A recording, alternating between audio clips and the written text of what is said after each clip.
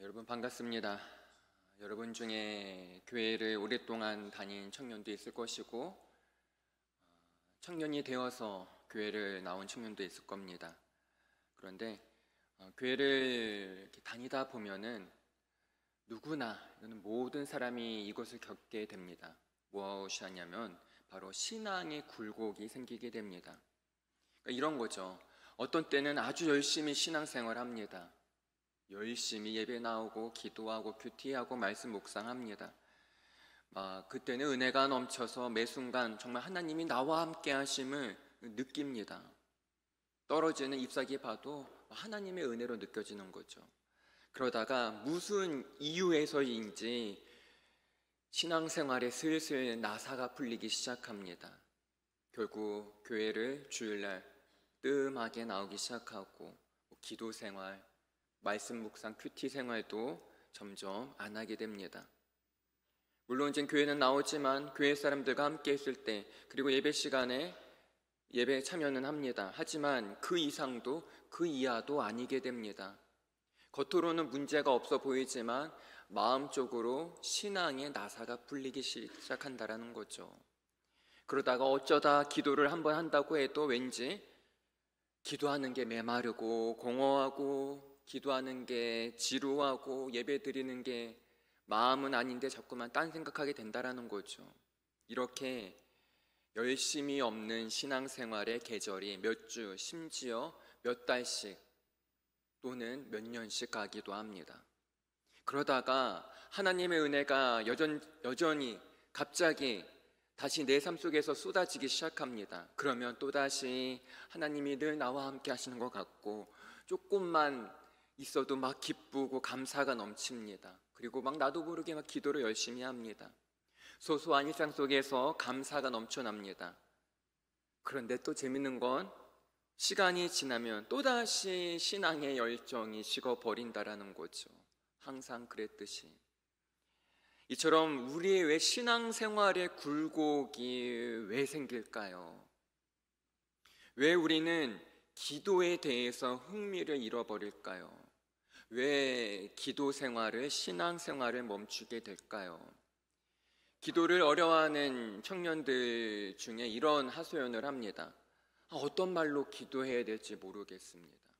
기도할 때 무슨 말을 내뱉어야 될지 모르겠습니다.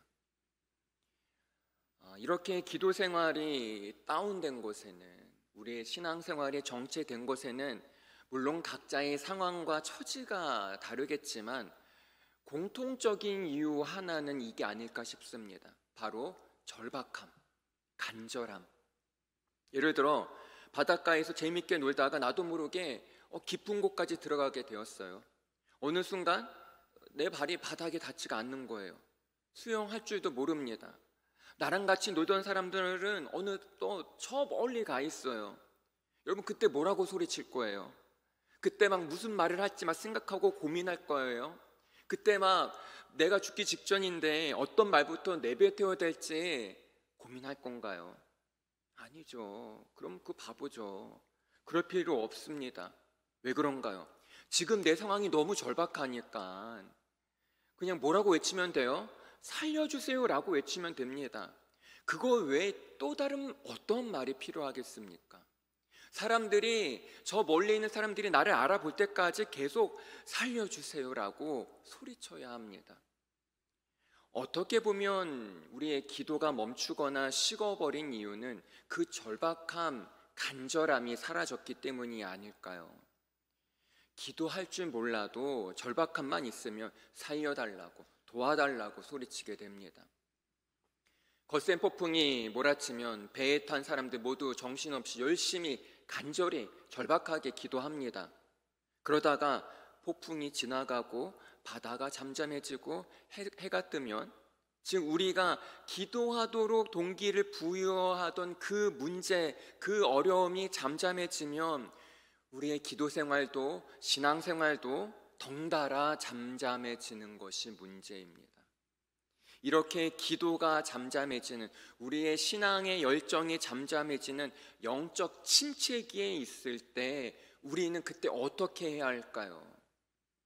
나도 모르게 찾아온 이 영적 침체기, 말씀을 봐도 마음에 와닿지가 않습니다. 기도해도 지루하고 졸렵습니다. 그러한 영적 침체기에 있을 때 예수님은 우리에게 뭐라고 조언해 주실까요? 이 시간 그것을 함께 나누도록 하겠습니다. 오늘 본문은 예수님의 겟세마네 동산에서의 기도를 다루고 있습니다. 오늘 본문 32절에 보면은 예수님께서 제자들에게 이렇게 말씀하십니다. 내가 기도할 동안에 너희는 여기 뭐하고 있으라? 앉아 있으라. 무슨 의미일까요? 앉아서 뭐 쉬고 있으라는 걸까요? 여기서 이 앉아 있으라를 다른 복음서에서 보면은 기도하고 있으라 이렇게 쓰여 있습니다. 지금 겟세마네에서 보내는 이 밤은 예수님의 생애 중 가장 외롭게 하나님 앞에 서신 시간입니다. 왜냐하면 인류의 구원을 위한 운명의 날을 바로 코앞에 두고 있기 때문입니다. 그날 밤 예수님은 제자들과 함께 있고 싶으셨던 것 같습니다. 그래서 제자들을 데리고 겟세마네 동산에 함께 올라가십니다. 이 겟세마네는 여러분 많이 들어봤잖아요. 겟세마네 산 이름이 아닙니다. 갈람산의 여러 봉우리 중 하나를 겟세마네라고 합니다. 이 갈람산에는 감람나무와 특히 올리브 나무가 많습니다. 그래서 산 중간중간에 보면 올리브유, 여러분 알죠? 올리브유를 짜는 틀을 놓았는데 여러분 이 겟세마네의 뜻이 뭔지 알아요? 기름 짜는 틀입니다. 그 겟세마네 동산으로 지금 예수님이 제자들과 함께 오르십니다. 겟세마네 동산은 예수님에게 있어서 아주 특별한 공간입니다. 예수님은 거기서 사역을 마치신 뒤 홀로 오르셔서 기도하거나 쉬던 곳이기도 합니다. 얼마나 이곳을 자주 찾으셨는지 누가복음 22장 39절에서 이렇게 말합니다. 우리 이 말씀을 함께 읽겠습니다. 시작. 예수께서 나가사 습관을 따라 갈람산에 가심에 제자들도 따라갔더니. 예수님이 언제 갔대요? 갈람산을? 습관, 그냥 늘 습관적으로 갔다는 거예요. 얼마나 이곳을 자주 갔다는 겁니까? 여러분 예수님도 하나님이셨지만 습관을 따라 나아가셨습니다. 습관을 따라 기도하셨습니다. 그리고 지금 인류의 구원과 역사의 운명을 걸고 하나님 아버지 앞에서 기도하시기 시작합니다. 그리고 그 전에 제자들에게 다음과 같이 부탁합니다. 아주 간곡히 부탁합니다. 33절, 34절 말씀. 제가 33절, 여러분 34절 읽겠습니다. 베드로와 야고보와 요한을 데리고 가셔서 심히 놀라시며 슬퍼하사 말씀하시되 내 마음이 심히 고민하여 죽게 되었으니 너희는 여기 머물러 깨어 있으라 하시고. 여러분 제자들에게 예수님이 뭐라고 당부하십니까? 깨어 있으라. 이 말은 평소 예수님이 자주 사용하시던 말씀이에요. 또한 이 말은 깨어 있으라는 것은 단순히 정신 차리고 있어라 뭐 그런 의미도 있겠지만은 기도하라라는 의미와 같습니다. 깨어 있는 것은 기도하는 것이고 기도하는 것이 깨어 있는 사람이라는 거죠. 여러분 이 시대가 오늘날 이 정치, 경제, 사회가 너무나도 어지러운 이 시대가 깨어나려면 산 골짜기마다 우리가 있는 그 곳마다 기도의 소리가 회복되어야 합니다. 지금 여러분이 있는 곳마다 여러분의 캠퍼스, 직장, 삶터, 가정에서 기도가 회복되어야 합니다. 우리가 이렇게 좋은 곳에서 예배드릴 수 있는 이유가 무엇입니까? 산중에서도 기도로 밤을 새우고 감옥에서도 눈물로 기도했던 그 믿음의 선배들 덕분에 우리가 지금처럼 이렇게 좋은 곳에서, 좋은 여건에서 신앙생활을 할 수 있는 것입니다. 한 사람의 깨어있음이 역사의 새벽을 여는 경우가 굉장히 많습니다. 이제는 여러분의 차례입니다. 깨어있는 청년이 되길 소망합니다. 깨어있는 청년이 되길 축원합니다. 이제 다시 본문으로 돌아가 간절히 아버지 하나님께 기도하시는 예수님을 만나보겠습니다. 오늘 본문 35절에서 37절 말씀 우리 한 절씩 교독하겠습니다. 조금 나아가서 땅에 엎드려 될 수 있는 대로 이때가 자기에게서 지나가기를 구하여 이르시되 아빠 아버지여 아버지께는 모든 것이 가능하오니 이 잔을 내게서 옮기시옵소서. 그러나 나의 원대로 마시옵고 아버지의 원대로 하옵소서 하시고 37절 함께 읽겠습니다. 돌아오사 제자들이 자는 것을 보시고 베드로에게 말씀하시되 시몬아 자느냐 네가 한 시간도 깨어있을 수 없더냐. 여러분, 예수님은 제자들과 함께 같이 기도하길 원했습니다. 함께 깨어서 정말 하나님께 부르짖고 싶었습니다. 그런데 제자들은 지금 뭐하고 있습니까? 깨어있지 못했습니다. 오히려 자고 있습니다. 물론 지금 아마 제자들은 육체적으로 심적으로도 너무나 피곤하고 힘든 상황일 것입니다. 어떻게 보면 이것은 지금 제자들이 처한 영적인 상태를 또 의미하기도 합니다. 제자들에게 어느 순간 영적 침체기가 찾아왔습니다. 그러면서 기도의 손을 놓게 됩니다. 근데 여러분, 골방의 실패는 사역의 실패입니다. 그리고 사역의 실패는 인생의 실패로 이어집니다. 즉 우리 신앙의 실패는 인생의 실패로밖에 이어질 수밖에 없습니다. 다시 말해 반대로 얘기한다면 우리 인생의 성공은 골방에서부터 시작됩니다. 내가 골방에서 얼마나 하나님과 집중하며 기도하는 시간을 갖는지에 따라 우리의 인생이 완전히 달라집니다. 우리가 기도를 소홀히 여기는 이유가 무엇일까요? 그것은 기도가 매일 반복되는 일상이 되지 않기 때문입니다. 예를 들어 어떤 사람은 아침에 이부자리를 걷어차기도 전에 기도 시간을 갖습니다. 그런가 하면 어떤 사람은 아침에 모닝커피를 마시면서 혹은 점심 식사를 하면서 또는 직장 일이나 수업을 마친 후에 또는 저녁 식사 후나 잠자기 바로 전에 기도 시간을 갖습니다. 여러분이 하루 중 어느 시간을 선택하든지 그 시간을 성실하게 지킨다면 그것이 바로 골방의 시간입니다. 기도라는 것은 우리의 일상적인 리듬 속에 꼭 들어가 있어야 합니다. 목사만이, 특별히 신앙에 열심히 있는 사람만이 기도하는 게 아니에요. 내가 방해받지 않는 시간, 세상과 차단되어 하나님께만 집중할 수 있는 그 시간을 선택해야 합니다. 그와 동시에 여러분이 깊게 기도할 수 있는 장소가 너무나 중요합니다. 이 장소라고 해서 아주 특별한 장소를 요구하지 않습니다. 여러분, 어떤 사람은요, 일주일에 5일 지하철 출근할 때 그 지하철 안에서 기도의 시간 갖습니다. 이 사람에게는 지하철의 그 한 좌석이 거룩한 기도 처소가 바로 골방이 되는 것입니다. 또한 하루를 시작하기 전 카페 한 켠에서 기도하는 사람도 있습니다. 회사 사무실에 출근하면 PC로 기도문을 쓰면서 하루를 시작하는 사람도 있습니다. 어떤 장소이든지 그곳이 골방이 될 수도 있습니다. 우리가 기도를 늘 하기만 원한다면 주님과의 만남을 위해서 구체적인 장소와 구체적인 시간을 정해놓는 것이 너무나 중요합니다. 그런 의미로 예수님에게 있어서 골방은 어디일까요? 바로 오늘 본문의 겟세마네 동산입니다.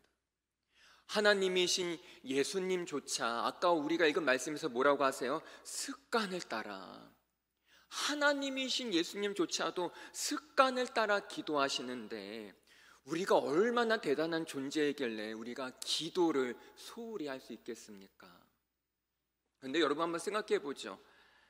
하나님이신 예수님이 기도하셔야 할 이유가 있을까요? 우리는 보통 기도함으로 인해 하나님이 무엇을 원하시는지 알고자 합니다. 정말 하나님의 뜻을 알고자 합니다. 그런데 예수님은 자신의 사명을 예수님은 하나님의 뜻을 너무나 잘 아셨습니다. 대속제물이 되기 위해 이 땅에 오셨고 그로 인해 십자가에서 죽임을 당할 것을 아셨습니다. 이처럼 아들은 아버지의 계획을 잘 알았습니다. 인류 구원을 위해 자신을 제단 위에 내어놓기로 작정한 아버지의 그 마음을 잘 아셨습니다. 그럼에도 불구하고 예수님은 겟세마네에서 하나님 아버지께 이렇게 기도합니다. 아버지는 모든 일이 가능하시니 이 잔을 지나가게 해달라고, 죽음의 잔을 피하게 해달라고 간절히 외칩니다. 또한 아빠, 아버지라고 외치며 처절히 절규합니다. 여기서 아빠라는 것은 아람어입니다. 어린아이가 아빠를 친근하게 부를 때 사용하는 우리말 아빠 같은 말, 같은 뜻입니다. 가끔 TV를 통해 어린아이가 병상에 누워서 엄마 아빠를 눈물 흘리며 부르는 모습을 볼 때가 있습니다. 그 모습 하나만으로도 얼마나 가슴이 미어지고 아픈지 모릅니다. 그렇다면 아빠를 부르며 절규하는 그 아들의 모습을 보시는 하나님 아버지의 마음은 어떠실까요? 아마 아들의 이 외침은 아버지 하나님을 그 아버지 하나님의 마음을 갈기 찢어 놓았을 것입니다. 하지만 이런 예수님의 모습은 우리가 그동안 봐왔던 예수님의 담대한 모습과 조금 다를 수도 있습니다. 그렇지 않습니까? 지금 예수님이 무엇 때문에 이렇게 두려워하시는 걸까요? 무엇 때문에 예수님이 지금 죽음의 잔을 지나가게 해달라고 이렇게 간절히 간곡하게 기도하시는 걸까요? 십자가의 고난과 죽음 때문에 예수님이 지금 너무나 두려워하고 걱정하시는 걸까요? 지금 예수님이 느끼시는 고통은 육체적인 고통을 넘어서는 겁니다. 단순히 그 십자가의 고통, 그 육체적인 아픔, 그 고통보다 더 큰 고통이 예수님을 절규하게 합니다. 그렇다면 예수님은 도대체 무엇이 두려워서 죽음의 잔을 지나가게 해달라고 하시는 걸까요? 단순히 육체적인 고통, 십자가의 형벌을 두려워해서가 아닙니다. 그렇다면 우리의 죄 때문에 그럴까요? 우리 죄의 무게. 여러분 한번 생각해 보죠. 나 하나의 죄의 문제가 얼마나 크고 무거울까요? 지금까지 살아오면서 지은 죄의 무게가 얼마나 무거울까요? 그런데 나 하나뿐만 아니라 모든 사람의 그 인류 전체의 죄의 무게를 합친다면 과연 그 무게는 얼마나 나갈까요? 우리 상상을 초월할 정도로 그 무게는 정말 어마무시할 것입니다. 그렇다면 예수님이 우리 모든 죄를 짊어지시는 것을 그 무게를 두려워하셨을까요? 아닙니다. 만약에 그것이 무서웠다면 예수님은 십자가의 길을 머뭇거렸을 겁니다. 그러나 주님은 하루속히 우리의 죄를 해결하고자 십자가로 직진하셨습니다. 그렇다면 예수님은 무엇을 그토록 두렵고 무서워하고 걱정하신 걸까요? 그것은 십자가의 육체적인 고통도 아니고 우리의 죄를 짊어져야 하는 두려움도 아니고 바로 하나님 아버지와의 관계가 단절되는 고통입니다. 즉 예수님은 하나님 아버지께 버림당하는 사실로 인해 겟세마네 동산에서 그토록 고통스러워 하시는 것입니다. 여러분, 말 못하는 동물도 어미와 떨어지면 며칠 몇 날을 울어댑니다. 미물도 관계가 깨지고 단절되면 정서적으로 큰 충격을 받게 됩니다. 그런데 예수님이 하나님 아버지께 벌어지는 고통을 어떻게 다 우리가 말로 설명할 수 있겠습니까? 예수님의 십자가 사건은 하나님 아버지가 그분의 아들을 버리는 사건입니다. 그래서 십자가의 가장 중요한 메시지는 순종입니다. 아버지가 인류를 사랑하시는 구원의 방식에 아들 예수님이 순종하신 것이 바로 십자가 사건입니다. 그래서 십자가의 절정은 뭐다? 순종이다. 자, 다시 본문으로 돌아가 보겠습니다. 예수님께서 졸고 있는 제자들에게 영적으로 깊은 침체기를 겪고 있는 제자들에게 뭐라고 말씀하실까요? 야, 좀 일어나라, 깨어나라, 너 왜 이렇게 똑바로 못하냐? 그렇게 우리에게 잔소리하실까요? 뭐라고 조언하실까요? 42절 말씀 함께 읽겠습니다. 일어나라, 함께 가자, 보라, 나를 파는 자가 가까이 왔느니라. 뭐라고 시작하나요? 됐다, 나 혼자 간다 그러나요? 아니에요. 일어나라, 함께 가자. 이곳에는 이중적인 메시지가 담겨 있습니다. 예수님은 먼저 이 말씀을 통해 제자들의 실패 현장을, 영적 침체기를 다시 확인시켜 주십니다. 그리고 예수님이 그토록 고통스러워하는 순간에도 함께 할 수 없었던 제자들에게 예수님이 지러 가시는 그 십자가의 길로 함께 나아가자고 초청합니다. 분명 제자들은 그럴 만한 자격이 없습니다. 예수님이 땀이 피가 되도록 그렇게 간절히 열심히 기도하시는데 제자들은 그 옆에서 기도는커녕 깊은 잠에 빠져 있습니다. 깊은 영적 침체기를 겪고 있습니다. 혹시 여러분 가운데서도 영적 침체기에 머물러 있는 청년이 있습니까? 요즘 예수님과 거리가 멀어진 것처럼 느껴집니까? 주님은 나와 멀리 동떨어진 분으로 보입니까? 예수님을 생각하면 혹시 죄책감이 듭니까? 그런 우리에게 예수님이 뭐라고 말씀하시나요? 일어나 함께 가자. 오히려 위로하십니다. 격려하십니다. 얘들아, 그래도 괜찮아. 나와 함께 십자가로 나아가자. 훗날 예수님의 십자가와 부활을 경험한 제자들이 어떻게 됐습니까? 하나님의 일꾼으로 새롭게 일어나 이 땅에 교회의 기초를 놓는 12사도가 됩니다. 이렇게 예수님의 참된 제자가 되는 첫 번째 관문은 십자가를 통과하는 것입니다. 부활하신 예수님은 베드로를 찾아오셔서 그를 향해 뭐라고 부르셨는지 아나요? 베드로야 라고 부르지 않습니다. 시몬아 라고 부릅니다. 시몬은 베드로가 부름받기 전의 이름입니다. 적어도 지금 잠들어 있는 그는 예수님의 제자 베드로가 아니라는 말이에요. 그러나 예수님의 십자가와 부활을 경험하며 그는 베드로로 거듭나게 됩니다. 반석이라는 이름에 걸맞는 주님의 제자가 됩니다. 그리고 로마에서 베드로가 복음을 증거하다가 잡히게 되는데 차마 예수님처럼 하늘을 우러러 죽을 수 없어서 거꾸로 십자가에 매달려 순교했다는 이야기가 전해지고 있습니다. 우리는 겟세마네 동산에서 졸고 있는 제자들처럼 실패할 수밖에 없는 인생입니다. 이 말은 누구나 다 영적 침체기를 겪게 된다는 겁니다. 그러나 부활의 예수님을 만나고 성령님이 내 안에 내주하시면 우리의 인생은 달라집니다. 하나님이 12제자를 통해 사도행전의 역사를 써 내려가신 것처럼 말이죠. 여러분, 일상 속에서 예수님의 겟세마네와 같은 공간을 만들길 바랍니다. 그것이 바로 우리가 영적 침체기를 벗어나는 방법입니다. 기도의 호흡을 멈추면 안 됩니다. 기도는 우리의 일상입니다. 매일 밥 먹는 것이 자연스러운 것처럼 기도 또한 자연스러워져야 합니다. 기도는 특별한 거 아닙니다. 기도는 일상입니다. 그 기도를 통해 예수님처럼 아버지 하나님의 뜻에 순종해야 합니다. 그리고 다시 십자가에서 출발하는 것입니다. 그것이 예수님의 참된 제자가 되는 길입니다. 그것이 하나님의 참된 일꾼이 되는 길이기도 합니다.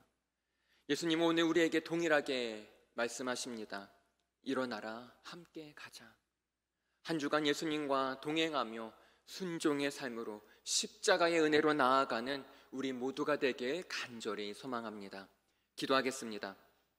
하나님, 우리도 제자들처럼 입술로는 결단하고 다짐하지만 잠들어 있지는 않습니까? 늘 깨어 있어야 말씀하시는 주님의 음성을 마음에 기도의 자리로 나아갑니다.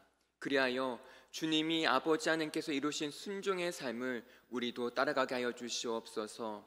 오늘 또한 한 주 동안 주님과 동행하며 주님과 함께 나아가는 복된 믿음의 한 주간 되게 하여 주시옵소서. 감사합니다. 예수님의 이름으로 기도합니다. 아멘.